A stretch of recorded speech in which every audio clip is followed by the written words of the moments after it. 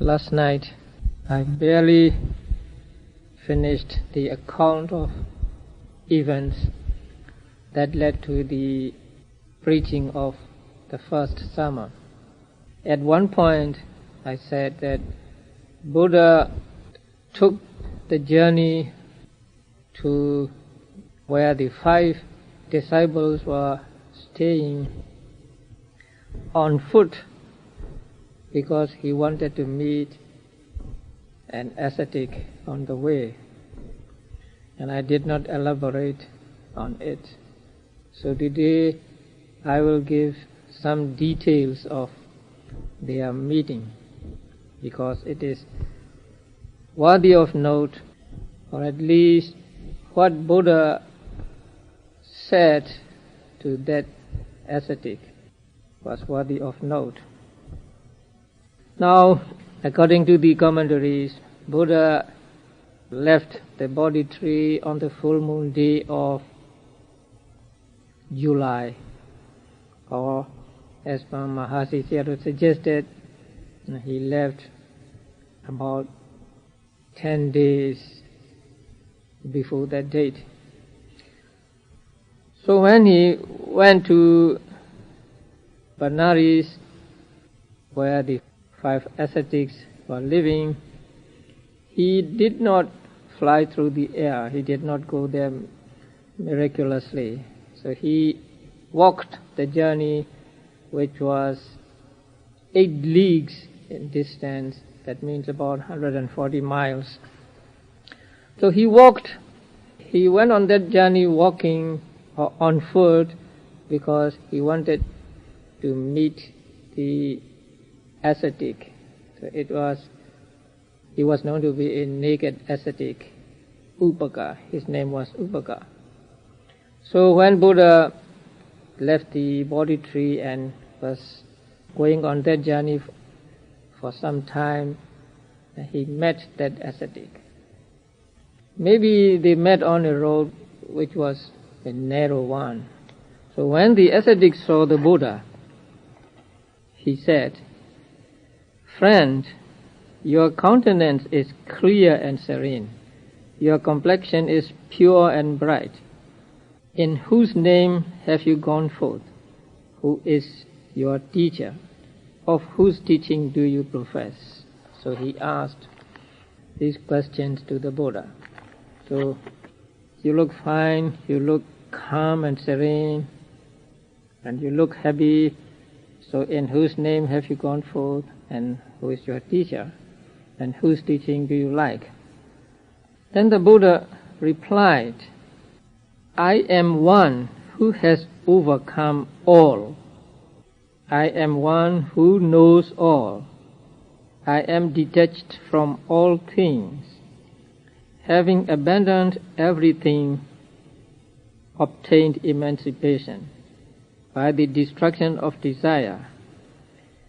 Having by myself gained knowledge, whom should I call my master?"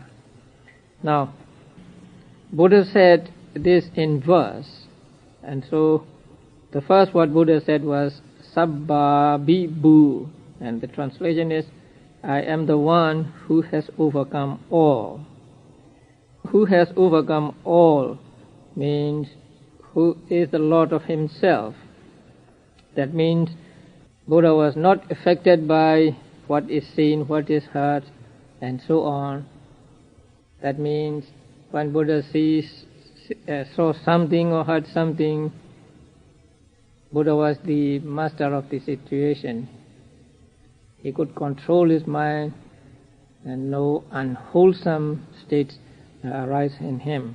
So he said of himself, "I am the one who has overcome all." And then the second word he used was Sabba Bibhu. "I am the one who knows all." Now we see here Buddha declaring himself to be one who knew all, or one who was omniscient. The Pali word used here is a little different from the usual word. The usual word is sabbanyu, But here the word used is Sabbhavidu.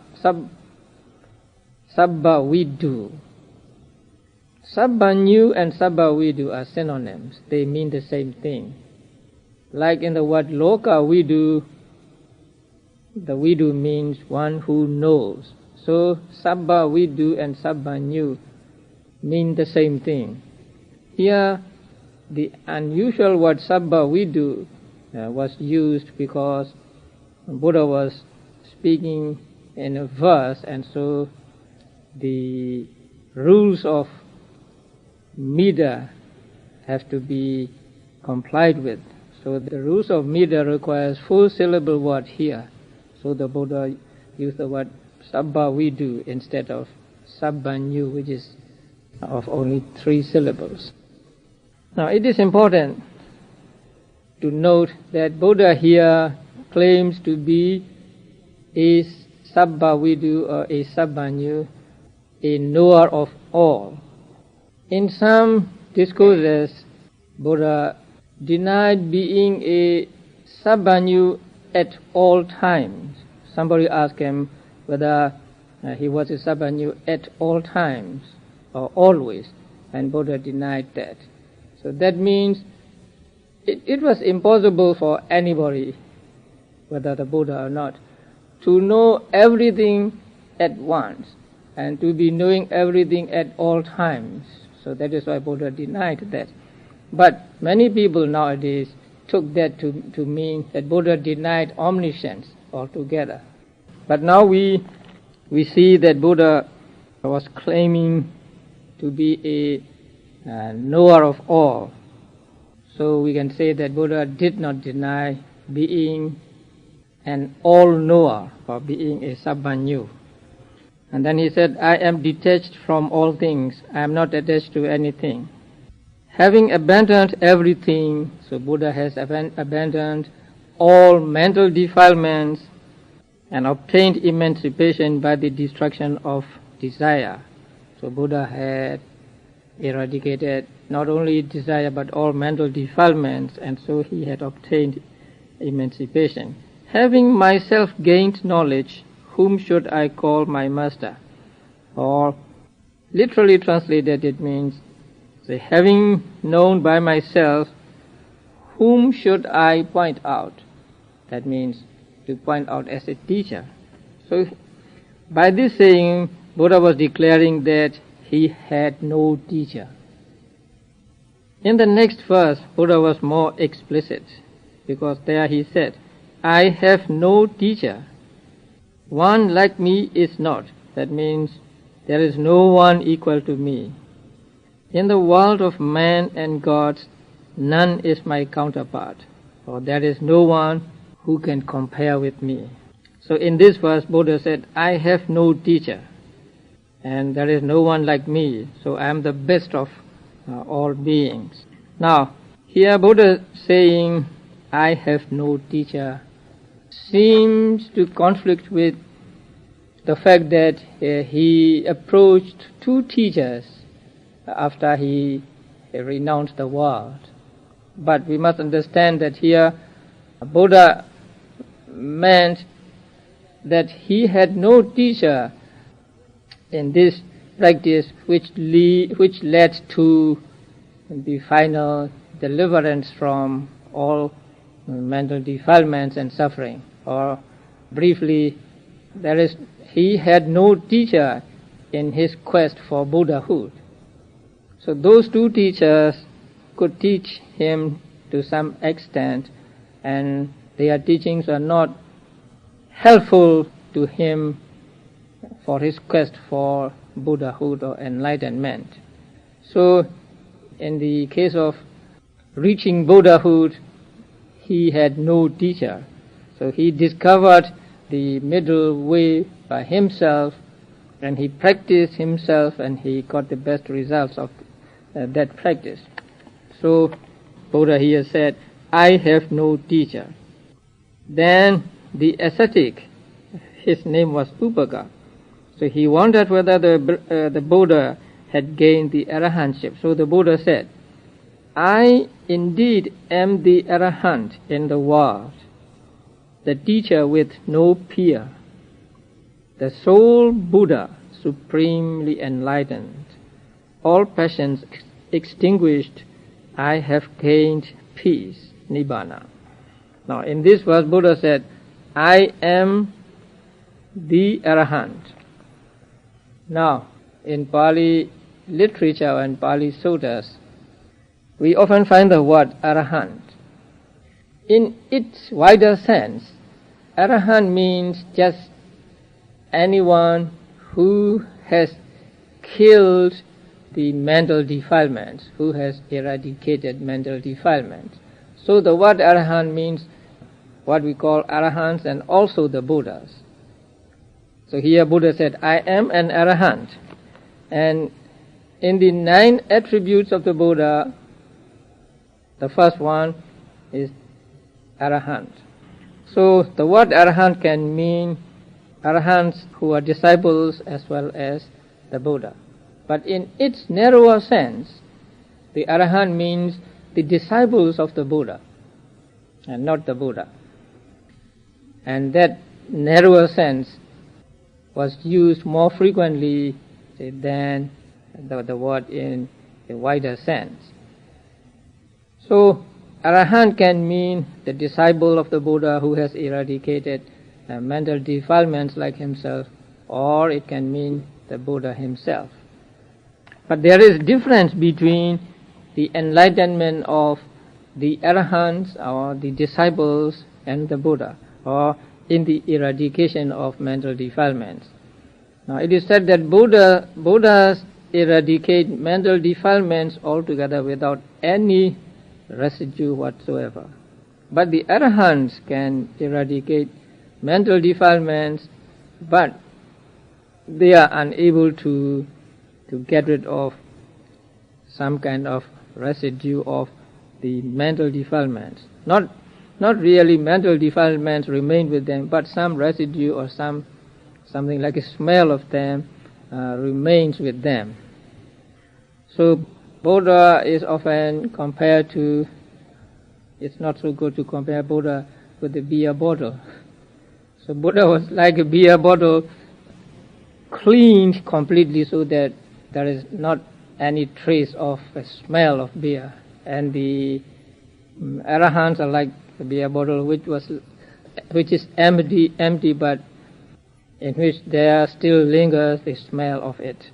So that is the difference between the Buddhas and Arahants. And the other difference is Buddhas possess omniscience, while Arahants do not, and so on. So here Buddha said that I am an Arahant, the teacher with no peer, so I am the best of the teachers. And Buddha said, I am the only supremely enlightened one. So that means there can be only one Buddha at a time. There can be not 2 or 3 Buddhas at a time. So here Buddha said, I am the only Samma Sambuddha.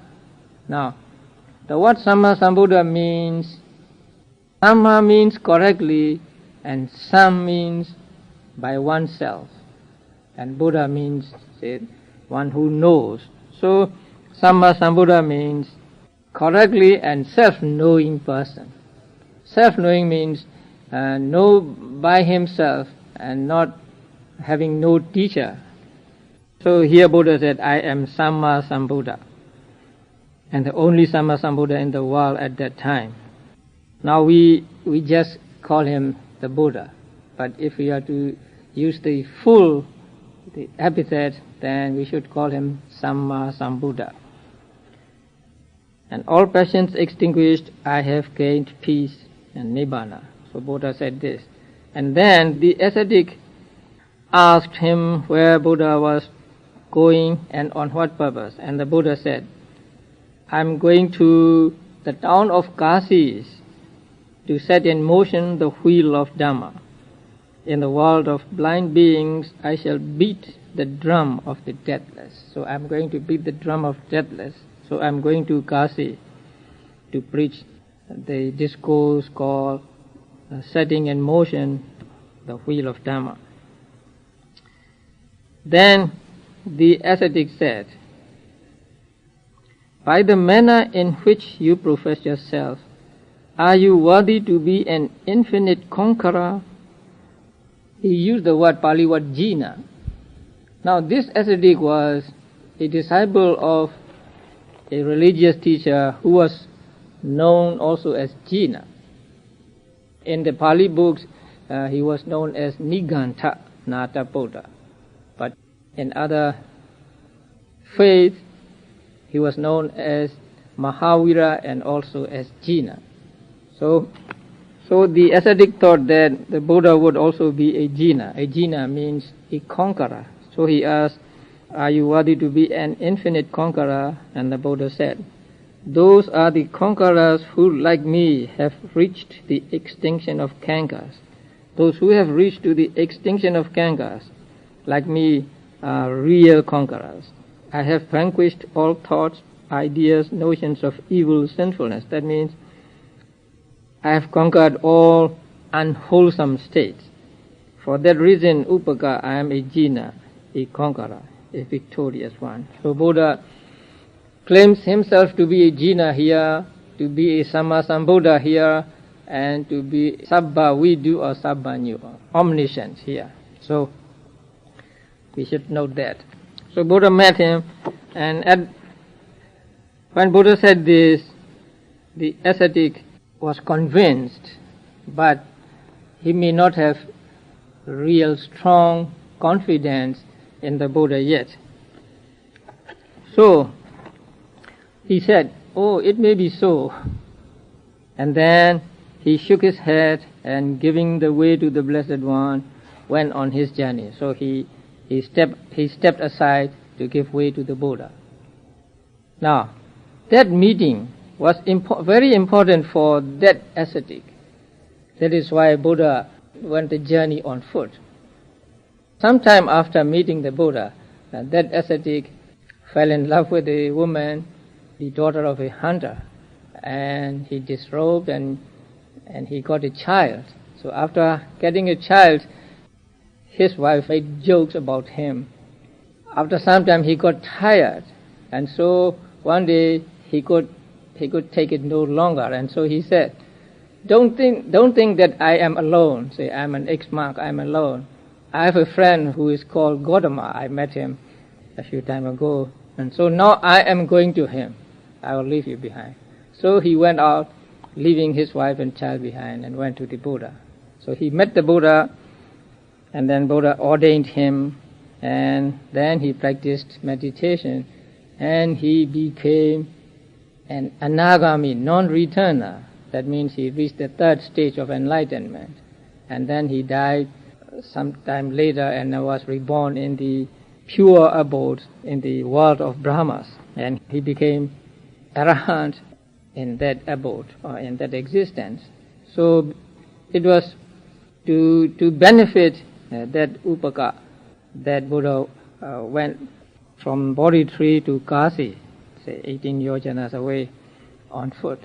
So Buddha went on his journey and reached the place where the 5 disciples were living. And the place where the Buddha preached this sermon was called Deer Park. It was a place where deer and maybe as other animals can roam about harmlessly, or a sanctuary for deers. And it is also called Isipatana. That means the landing place of sages. So it is said that many Pajjika Buddhas came from Himalayas to Benares, and they flew through the air, and they always landed at that place, and also they took off from that place. So that place was called Isipatana. Although it seemed like a forest during the time of the Buddha, nowadays there were not many trees and just plains and fields found there. So at that place Buddha was able to convince the 5 disciples of his having become the Buddha, and so they sat down and was ready to listen to what the Buddha had to say. So Buddha began his discourse with, "Monks, one who has gone forth from the worldly life should not indulge in these two extremes. Now, what are these two extremes? One is devotion to sensual pleasures, and the other is devotion to self-mortification. Now, why did Buddha begin with the statement of these two extremes?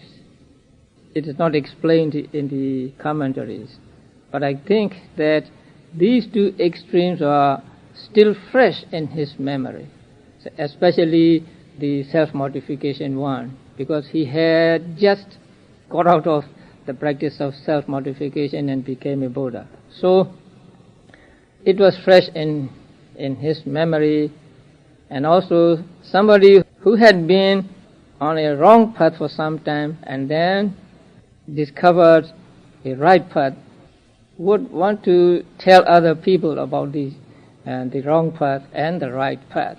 So I think that is why he mentioned these two extremes at the beginning of the sutta, of the discourse. And the other reason, I think, is that Buddha had to be straightforward about these two extremes, because the 5 disciples were believers in the practice of self-mortification, and so they may still have confidence, or they may still have admiration for the practice of self-mortification. So if they still held such views, then they may not be receptive of his teaching he was about to give. So maybe he wanted to hit them on the head by telling that what you had been admiring is just another wrong way.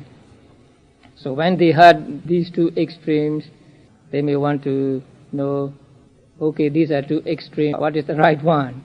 So Buddha talked to them the right one. So these two extremes, the one is indulging in sensual pleasures, and the other, devotion to self-mortification or self-torture.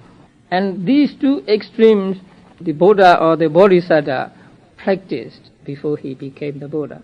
So for 13 years, he followed the path of sensual pleasures. He was a prince, and he was surrounded by 40,000 women, and he said he was delicate, and he used the best clothes and the best perfumes and unguents, and he used the best food and so on. So he was leading a life of luxury during these 13 years. So he had actually followed or pursued this path of sensual pleasures for 13 years, but he did not get any nearer to his goal of becoming a Buddha. Then after that, he renounced that life of luxury and then went into the forest and practiced self-mortification. So he was going from one extreme to another. So the one is too lax, but the other is too rigorous, too painful. So he practiced these painful austerities for 6 long years, and it was only about 2 months that he had got free from this path of self-mortification. So during the time of the Buddha, there were people who believed in just enjoyment of sensual pleasures.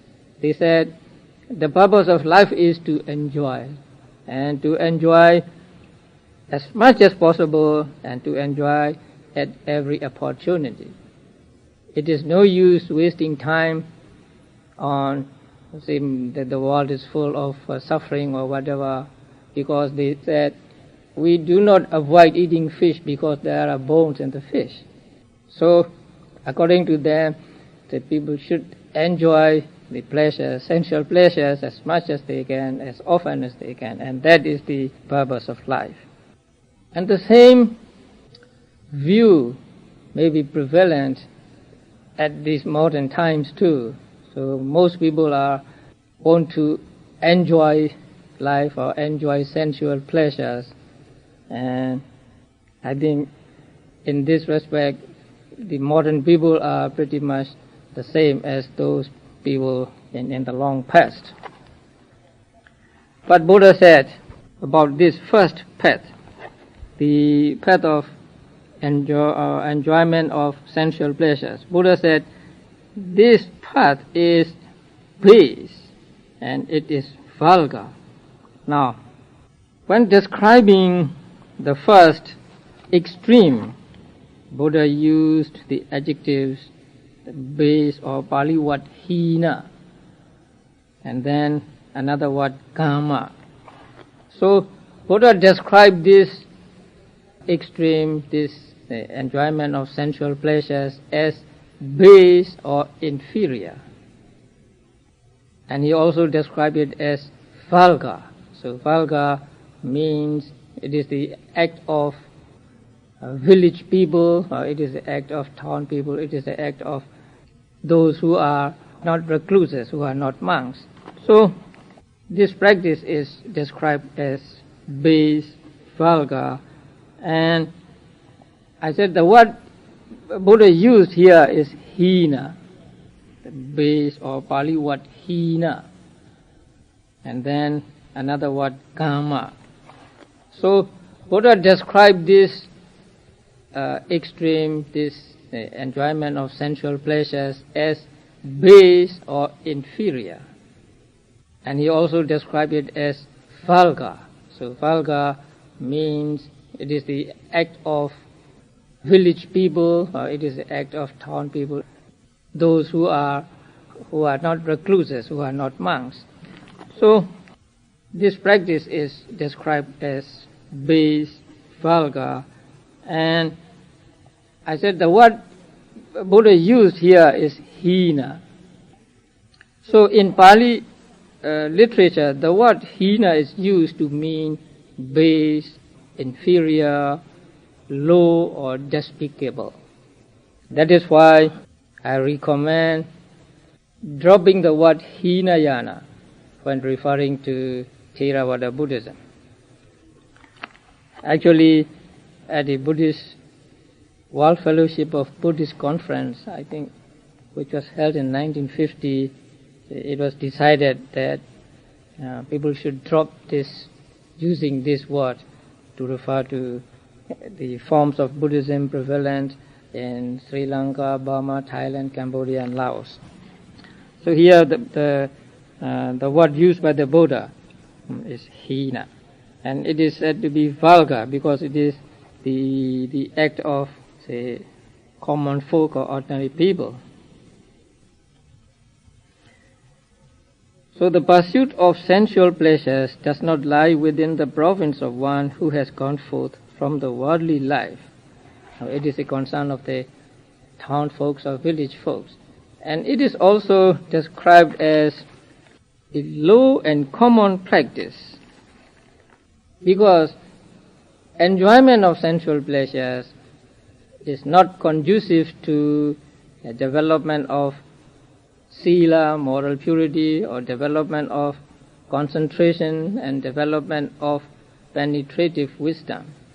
Since they do not lead to any development in these spheres, they are said to be low, they are said to be vulgar, and they are said to be base. And Buddha also said that it is not the practice of the noble ones. So indulging in sensual pleasures is not the practice followed by the noble ones. So the noble ones here means actually the arahants. Now, a question arises. There were enlightened persons during the time of the Buddha and also at other times. They were enlightened, but they were not yet arahants. And they led household lives, or they still led household life. They still had, say, children, had wives and husbands and so on. And so what about them? Now it is said that they might enjoy the sensual pleasures to some extent, but their enjoyment is not as bad as that of other persons who had not attained enlightenment. It is best to keep away from them if one is bent on practicing, say, meditation, bent on getting rid of mental defilements. And also Buddha stated that this practice does not tend to one's welfare. That means this practice does not give us beneficial results. So this practice is profitless. That means if you follow this practice, then you will want to indulge in it more and more, and so you will increase what are called mental defilements, especially greed or craving or lust and anger or hatred and also delusion. So as it increases the arising of these mental defilements, they do not tend to our welfare. In fact, they are profitless. So Buddha said that the first extreme is base, is vulgar, is low and common practice, and it is not the practice of the noble ones, and it is profitless. We cannot gain any profit from indulging in the first extreme. Now the second one is the devotion to self-mortification. Now you know about self-mortification. So that is inflicting pain on oneself so as to get rid of unwholesome mental states, so as to get rid of especially attachment or greed. And so people do different things to achieve that goal. See, some stand for a long time, and some put up their arm for a long time, and some do not eat at all for, say, several days. Or there are some who sleep or who lie down on thorns or spikes. And so that way they think that they would be able to get rid of lust or other mental defilements. And Buddha also practiced some of these austerities during the 6 years he spent in the forest. When Buddha described this second extreme, he did not say that it is base or it is vulgar. Buddha simply said that it is painful. It is not the practice of noble ones, and it is also profitless. Because the practice of self-mortification was very much respected in those days, and inflicting pain on oneself to get rid of mental defilements is not low or not base as the enjoyment of sensual pleasures. And so he just said it is painful, it is not the practice of the noble ones, and it is profitless. And also I think not to hurt the feelings of his hearers. He didn't say that it is base or it is low. Now, although this statement is very clear that there are two extremes, one the enjoyment of sensual pleasures and the other self-mortification, it is open to misinterpretation. Now there are some people who say the practice of meditation is also self-mortification. When you practice meditation, you sit, and so you suffer, and sometimes you have pain, or you don't enjoy yourself, then you practice meditation. So the practice of meditation itself is self-mortification, and so should not be followed or should not be done.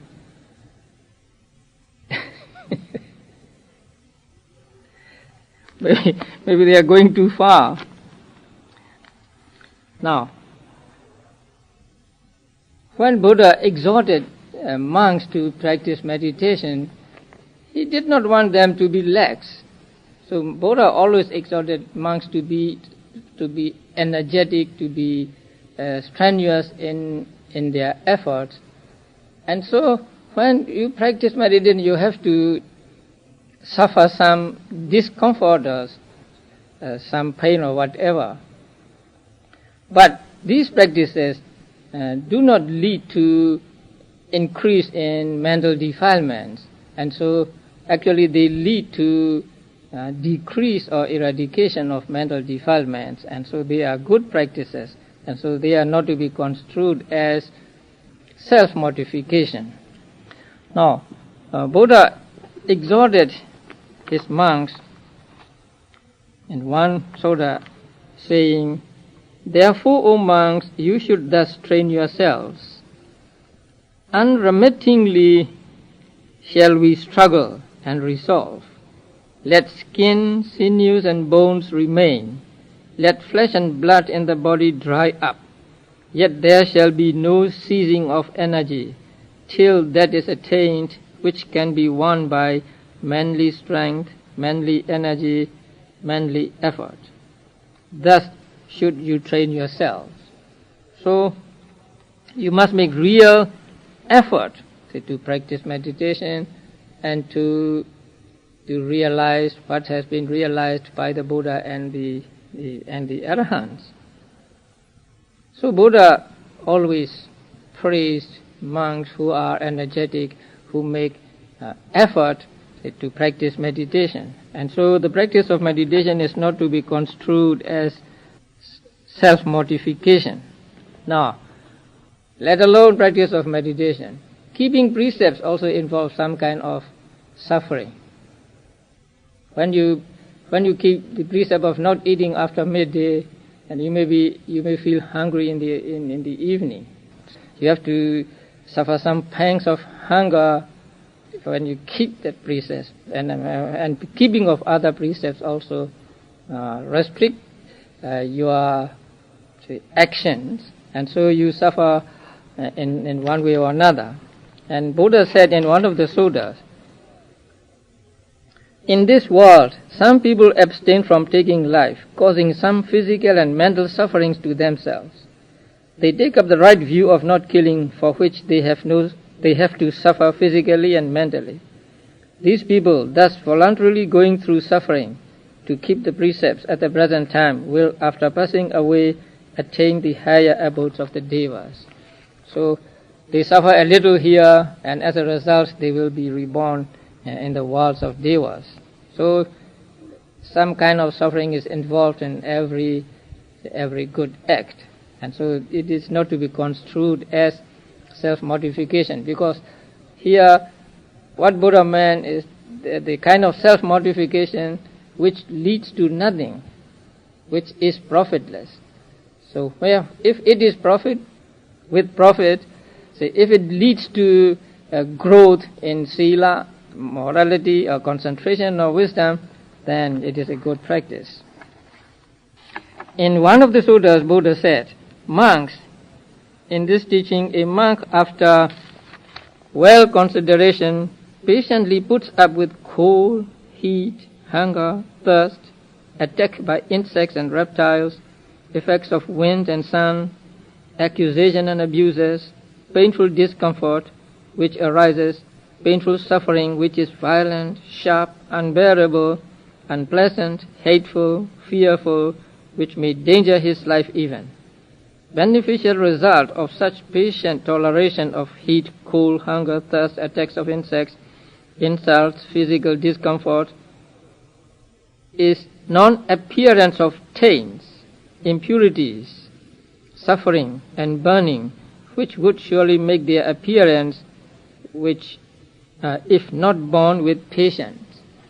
So Buddha here exhorts monks to bear with cold, heat and so on, sometimes violent, sharp, unbearable, unpleasant, hateful and fearful sensations which may even danger their lives. So even at the risk of their lives, monks are to practice patience. And in one commentary, it is said that an elder named Lomasanaga persisted in his meditation, practicing even when enveloped by snowflakes, while sitting in the open, round about the full moon of January, February. So about the time when it was January, February, he went outside in the open and sat down and practiced meditation. And then the snowflakes began to fall. But he did not broke his sitting. He just sat there and put up with the cold surrounding him. And he overcame the cold surrounding him without giving up his meditation posture, simply by contemplation of the intense cold of the Lokantarika region of the purgatories. That means when he felt cold, say when he was cold, he thought of the more intense cold that was in the hell called Lokantarika. So in that hell, cold was much worse than the cold here, cold from snowflakes. So if I were to die here and then were reborn there, I would suffer much worse. And so, thinking of the cold there, he was able to put up with cold when he was surrounded with snowflakes.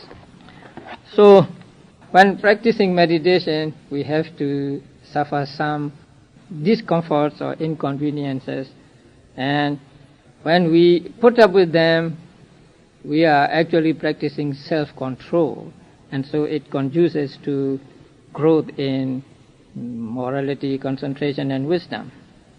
And in another sutta, Buddha praised of a monk. A monk meditates after making a firm resolution, unclinging, I will remain seated, without changing the cross-legged position until the taints have been removed. Such a monk is an adornment of the monastery and the forest, a valuable asset to the forest abode. So, sitting still when you practice meditation and suffering some pain or some discomfort is not to be construed as self-mortification, and so it is all right. The Mahasi Sayādaw concluded by saying, thus, comparatively mild forms of pain, such as stiffness of limbs, heat sensations, etc., should be borne with patience, without changing the original meditation posture. If possible, persistence should be maintained even at the risk of one's life, as it will promote self-control, concentration, and insight. If, however, discomforting pains and sensations reach unbearable magnitude, the body position may be changed, but very slowly and gently, so as not to disturb mindfulness, concentration, and insight. So it is very important. So we put up with pain as much as we can without changing posture, without moving. But if it reaches the unbearable stage, then we have to give up. So we may change posture when it really becomes unbearable. And even when changing, we do not change abruptly, but slowly, so as not to disturb the flow of meditation we are doing. So that is why when you change posture, you change slowly with mindfulness, so that you do not lose mindfulness. Now, there are some people, the misconception is not yet over. There are some people who say, when you contemplate on pleasant feeling, then you are following the first extreme, say, indulgence in sensual pleasures. And when you contemplate on unpleasant feeling, then you are devoted to self-mortification. So you are not to contemplate on these feelings, but just on the neutral feeling. So they said you should concentrate only on the neutral feeling, and that is not correct. Because in the Mahasatipatthana Sutta, Buddha taught us to be mindful of whatever sensation or feeling is at the present moment. And he expressly said that when a monk experiences pleasant feeling, then he must be mindful of that. And when he experiences unpleasant feeling, he must be mindful of that. And when neutral feeling, he must be mindful of neutral feeling. So contemplation on pleasant feeling and unpleasant feeling does not constitute either of these extremes, but it is a middle way taught by the Buddha.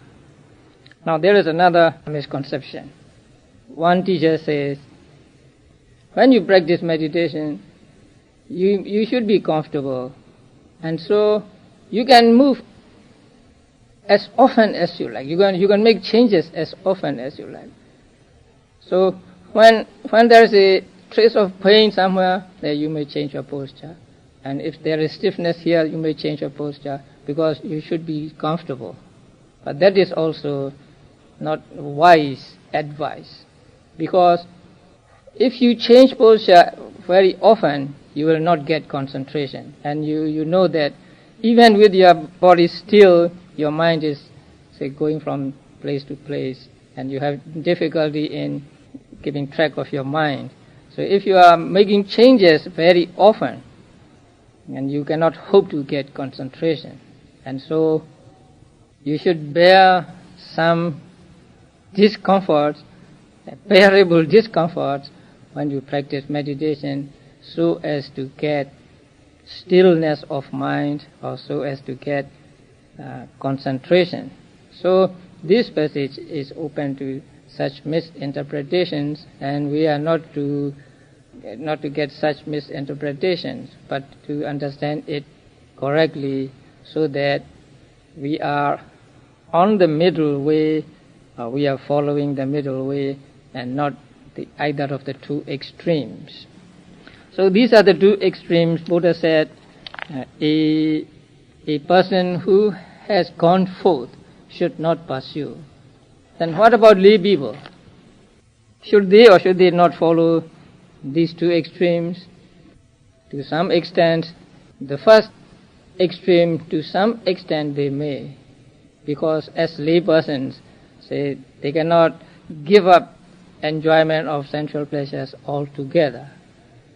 But if they are practicing meditation like you are doing here, then it is imperative that you do not follow that extreme also. Because when you are practicing meditation here, you are like monks. Although you do not wear robes, you are practicing like monks, maybe better than some monks.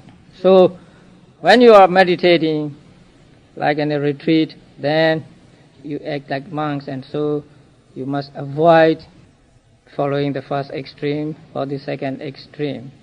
But when you are out of meditation in your daily life, you may pursue the first extreme to some extent, but not too much. So you have to decide for yourself, say, which is not harmful to you, and avoid which is harmful, and say, indulge in which is not harmful. So lay people cannot follow this advice altogether, but even if they cannot follow altogether, they should follow it as much as they can, so that, say, they are not off the middle path.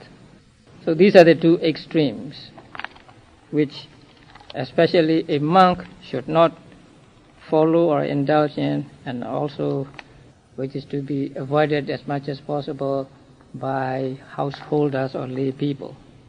And what is this? So after stating these two extremes, Buddha said, now I have known, so I have penetrated the middle practice, which gives vision, which gives knowledge, which tends to calm, which gives special knowledge, which gives penetrative knowledge, and which leads to final cessation of all suffering. So Buddha described the middle path or middle way or middle practice he had discovered in these terms. And so we will talk about the middle way tomorrow. So by virtue of having given respectful attention to this great discourse on the setting in motion the wheel of Dhamma, may you all, or may we all, be able to avoid the wrong path, namely the two extremes, and follow the Noble Eightfold Path or the middle path, thereby gaining vision and higher knowledge, which will lead to the realization of Nibbana, the end of all suffering.